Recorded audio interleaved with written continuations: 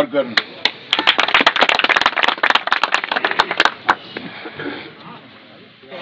सल्लल्लाहु अला हबीबिही सय्यदना मुहम्मद व आलिहि व अस्हाबिही वसल्लम। सब तो पहले मैं साडे मेहमान अज दे जनाब मुहम्मद अवैस उमर विरक साहब का शुक्रिया अदा करना कि उन्होंने अपने कीमती टाइम सानू टाइम दिता।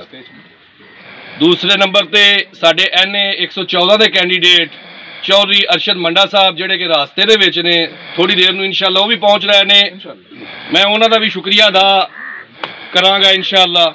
उस तो बाद जिन्ने भी साडे दोस्त साडे कहण ते शॉर्ट टाइम कहण ते असीं रात नूं सारे दोस्तां नूं पैगाम दिता है ते सवेरे अलहमदुलिल्लाह अज अवैस भाई या दूसरे मेहमान देख सकते हैं कि कितनी रौनक रब ने बख्शी है।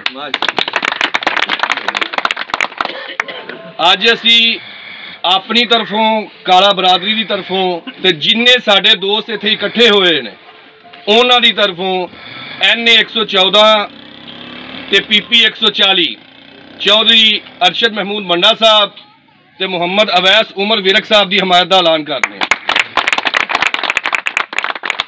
ते यकीन दहानी करवाने कि इंशाअल्लाह अल्लाह के फजलो करम नाल ये अपना इलैक्शन समझ के लड़ांगे ते इंशाअल्लाह बारी अक्सरीयत दे नाल इन्हां नूं कोट महमूद दे विचों विन करवावांगे इंशाअल्लाह। बहुत शुक्रिया।